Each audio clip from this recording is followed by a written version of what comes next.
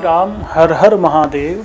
आज हम ज्योतिष के एक ऐसे योग पर चर्चा करने वाले हैं जिस योग को मांगलिक योग के नाम से जाना जाता है। दोष को कुज दोष भी कहा गया है, बटुक दोष भी कहा गया है। जन्म लग्न के पहले भाव में, चौथे भाव में, सातवें भाव में, आठवें भाव में और 12वें भाव में जब मंगल होता है तब यह मंगली दोष बनता है। दक्षिण भारत में दूसरे भाव में मंगल होने पर भी मंगली दोष माना गया है। मंगली दोष हमेशा लग्न कुंडली से ही देखा जाता है। कुछ लोगों का मत है कि मंगली दोष चंद्र कुंडली से देखा जाता है, इसका कोई प्रमाण नहीं है। इसलिए जब भी मंगली दोष देखा जाता है तो वह लग्न कुंडली से ही देखा जाता है। लग्न कुंडली से ही मंगली दोष पर विचार करना चाहिए।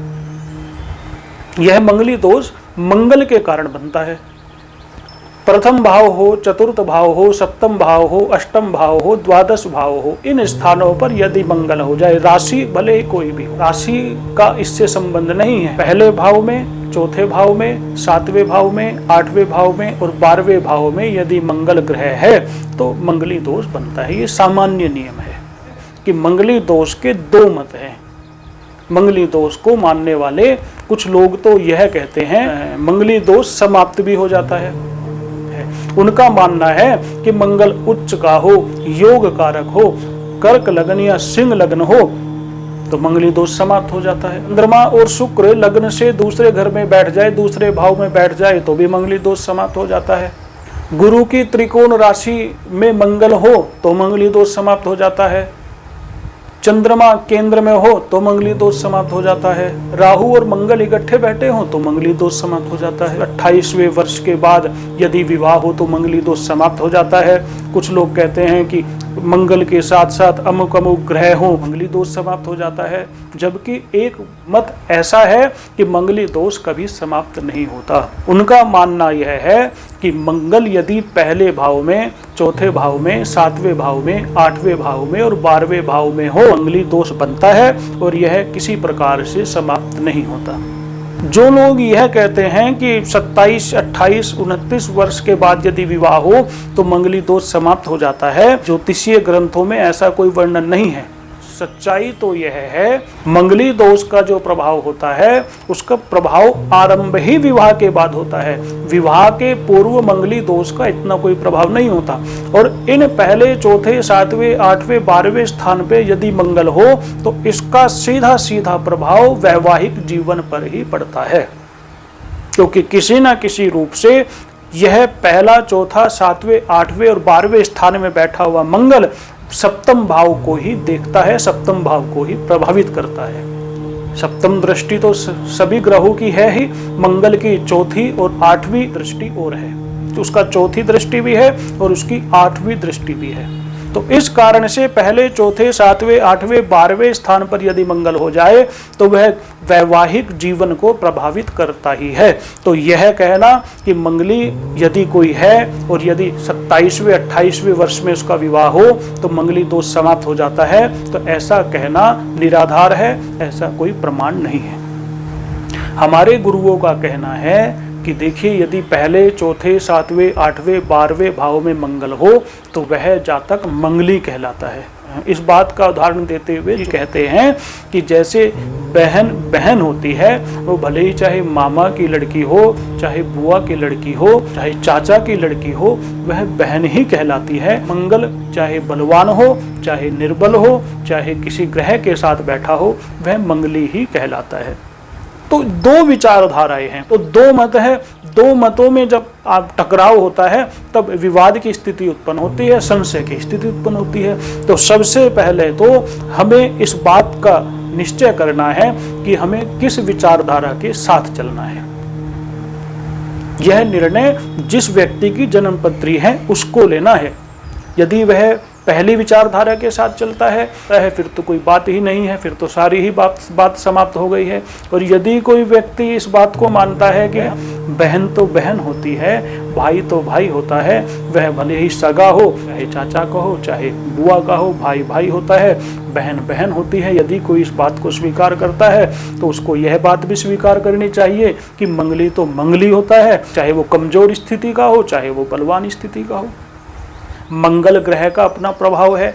मंगल एक क्रूर ग्रह है, उग्र स्वभाव है, युवावस्था का ग्रह है। अतः मंगल की दृष्टि जब सप्तम भाव पर पड़ती है तो वह वैवाहिक जीवन में कुछ ना कुछ उथल पुथल अवश्य करता है। मंगल ग्रह के शुभ होने पर शुभ फल मिलता है और मंगल ग्रह के अशुभ होने पर अशुभ फल मिलता है। मंगल ग्रह के अशुभ होने पर कर्ज बढ़ता है, भूमि संबंधी विवाद बढ़ते हैं, विवाह में विलंब होता है, संतान उत्पत्ति में बाधा होती है, बड़ी संतान के स्वेच्छाचारी हो जाने की संभावना बढ़ जाती है। वैवाहिक जीवन में व्यवधान आता है, वैवाहिक जीवन में अनेक प्रकार की समस्याओं का सामना करना पड़ सकता है। 12 भाव में से 5 भाव में मंगल हो जाए तो मंगली होता है। तो इस प्रकार 40-45% लोग मंगली होते हैं। तो यह सोचना कि मैं ही मंगली हूँ और मेरे जीवन में बहुत बड़ी दिक्कत आ रही है, ऐसा नहीं है। मंगली होने के बहुत लाभ भी होते हैं। यदि मंगली जीवन साथी मिल जाए तो जीवन में उन्नति की संभावनाएं और बढ़ जाती हैं। तो इसलिए जो व्यक्ति मंगली है उसे प्रयास करना चाहिए कि उसका विवाह मंगली जातक के साथ ही हो। जातक को मंगली जीवन साथी मिल जाए तो मंगली दोष स्वतः ही समाप्त हो जाता है, उसका कोई उपाय करने की आवश्यकता ही नहीं है। तो मेरा मानना यह है कि जो व्यक्ति मंगली है उस व्यक्ति को मंगली जीवन साथी ही खोजना चाहिए। मंगली दोष जब उत्पन्न होता है तो जीवन में क्या दिक्कत आती है? कुछ ज्योतिषी कहते हैं कि मंगली दोष होने पर जीवन साथी की मृत्यु हो जाती है। तो ऐसे होने की संभावना बहुत कम होती है। जो मंगली होता है उसका प्रभाव उसके अपने जीवन पर तो कम पड़ता है, उसके जीवन साथी पर अधिक पड़ता है। इसलिए मंगली होने पर जीवन साथी अधिक प्रभावित होता है। जीवन साथी के जीवन में समस्याएं अधिक आती हैं। कभी कभी ऐसा देखने में आता है कि जीवन साथी की असमय मृत्यु हो जाती है। ऐसी घटना लाखों लोगों में से किसी एक के साथ होती है। तो जीवन साथी की मृत्यु हो जाए इसकी संभावना तो बहुत कम रहती है। जीवन साथी का स्वास्थ्य खराब होने लगता है। पति पत्नी में वाद विवाद अधिक होता है, छोटी छोटी बातों पर बहस होती है, स्वभाव झगड़ालू हो जाता है, बार बार एक दूसरे के प्रति वैमनस्य होता है, एक दूसरे के प्रति उच्चाटन होता है, घर में कलह का वातावरण बनता है, वैवाहिक जीवन में व्यवधान आता है, संतान संबंधी दिक्कत होने लगती है, कलह की स्थिति इतनी बढ़ जाती है कि कभी कभी तलाक की स्थिति भी आ जाती है, मनमुटाव इतना बढ़ जाता है कि दोनों अलग रहने लगते हैं। ये सब घटनाएं लगातार नहीं होती। जब मंगल की महादशा, अंतरदशा, प्रत्यंतर दशा आएगी इस तरह की समस्याएं बढ़ने लगेंगी। और ये समस्याएं ही उत्पन्न तब होती हैं जब जीवन साथी मंगली न हो। यदि जीवन साथी भी मंगली है इस प्रकार की समस्याएं भी उत्पन्न नहीं होती। इसलिए हमें यह समझना चाहिए कि मंगली दोष कभी समाप्त नहीं होता।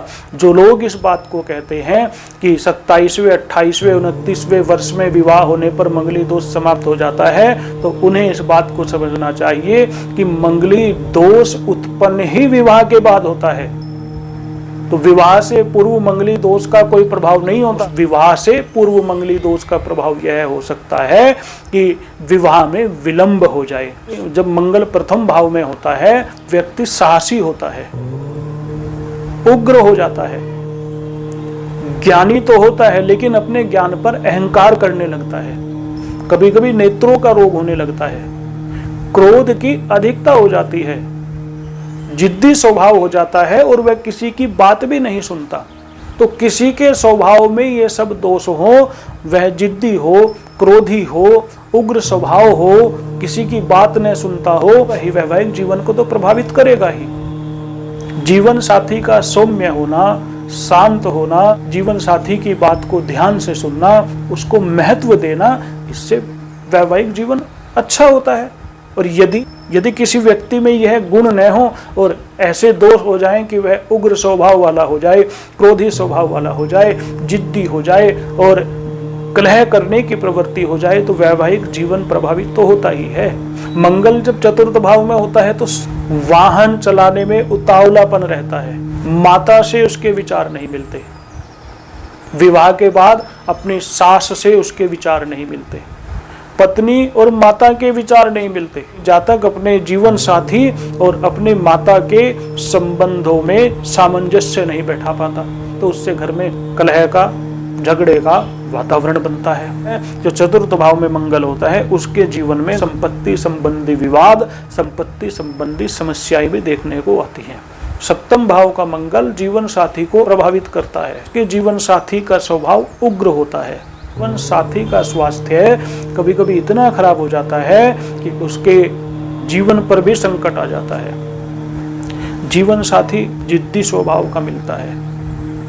प्रथम भाव में मंगल हो तो अपना स्वभाव उग्र होता है, सप्तम भाव में मंगल हो तो जीवन साथी का स्वभाव उग्र होता है। सप्तम भाव में मंगल हो तो जीवन साथी जिद्दी होता है। अष्टम भाव में यदि मंगल हो तो उस जातक का चित्त व्याकुल रहता है। क्रोध कभी कभी इतना बढ़ जाता है कि जातक स्वयं की ही हानि कर लेता है। उसको संतान से समस्या उत्पन्न होती है। पेट संबंधी रोग की संभावना बढ़ जाती है। कामुकता की अधिकता बढ़ जाती है और स्वयं को अतृप्त मानता है। 12वें स्थान पर मंगल हो तो शय्या सुख का अभाव होता है, स्वभाव खर्चीला हो जाता है, वायु विकार की अधिकता हो जाती है और उसके स्वभाव में दिखावटीपन अधिक हो जाता है। मंगली जातक का विवाह मंगली जातक के साथ ही होना चाहिए। इसका सीधा और सरल उपाय यह है। कभी कभी ऐसा हो जाता है, अंत में हमें पता चलता है कि जातक मंगली है और जिसके साथ विवाह हो रहा है वह मंगली नहीं है, तो उस स्थिति में उपाय करने की आवश्यकता होती है। ज्योतिष का एक नियम है कि जो ग्रह जिस स्थान पर बैठा है वह ग्रह अपना फल अवश्य देता है, लेकिन वह ग्रह अपना फल कब देता है? जब उस ग्रह की दशा आती है, जब उस ग्रह की महादशा आती है, जब उस ग्रह की अंतरदशा आती है, जब उस ग्रह की प्रत्यंतर दशा आती है। जब गोचर में शनि और बृहस्पति भाव को प्रभावित करते हैं तो वह भाव सक्रिय हो जाता है, तब उस भाव से संबंधित हमें फल प्राप्त होता है। सबसे सरल उपाय यह है कि जातक का मंगली जातक के साथ विवाह हो जाए। ज्योतिष में जो शास्त्रीय उपाय बताए गए हैं, कुंभ विवाह आदि जो उपाय हैं वह कन्या जातक के लिए हैं। सबसे सरलतम उपाय उस कन्या का कुंभ के साथ विवाह कर दिया जाए, भगवान विष्णु के साथ विवाह कर दिया जाए। ऐसा कहा जाता है कि जब कोई जातक मंगली होता है तो उसके 2 विवाह की संभावनाएं बढ़ जाती हैं। तो इसलिए पहला विवाह भगवान विष्णु के साथ कर दिया जाता है। में भगवान विष्णु का आवाहन करके उस जातिका का विवाह भगवान विष्णु के साथ कर दिया जाता है, जिससे उसका एक विवाह मान लिया जाता है। दूसरा विवाह उस जातक के साथ कर दिया जाता है जिसके साथ उसका विवाह करना है। तो इस प्रकार कन्या जातक का कुंभ विवाह करने से उसका वह दोष समाप्त हो जाता है। कन्या जातक का मांगलिक दोष निवारण का उपाय तो है, पुरुष जातक का कोई उपाय नहीं है। पुरुष जातक का उपाय तो यही है कि वह मंगली जातक के साथ ही विवाह करे। यदि वह ऐसा करता है तो उसका वैवाहिक जीवन सुखमय रहता है। विवाह हो गया, विवाह के बाद पता चला कि भाई अमुक जातक तो मंगली है, तो उसका क्या उपाय है? उसका उपाय यह है कि महामृत्युंजय मंत्र का जप किया जाए, गौ दान किया जाए, छाया पात्र का दान किया जाए, मंगल ग्रह से संबंधित वस्तुओं का दान किया जाए, नवचंडी पाठ कराए। धर्मशास्त्रों का वचन है, जो भगवान की भक्ति करता है, जो भगवान का नित्य निरंतर चिंतन करता है, भगवान शिव की जो उपासना करता है, जो भगवान शिव का प्रतिदिन अभिषेक करता है, जो भगवान शिव के पवित्र नामों का, पवित्र मंत्रों का जप करता है, उसके जीवन में अशुभ ग्रहों के अशुभ प्रभाव समाप्त हो जाते हैं और शुभ प्रभाव उसके जीवन में आने लगते हैं। उसका जीवन धीरे धीरे सुखमय होने लगता है। तो भगवान की भक्ति करने से जीवन की सारी विपत्तियां समाप्त हो जाती हैं। आपका दिन मंगलमय हो। जय श्री राम। हर हर महादेव।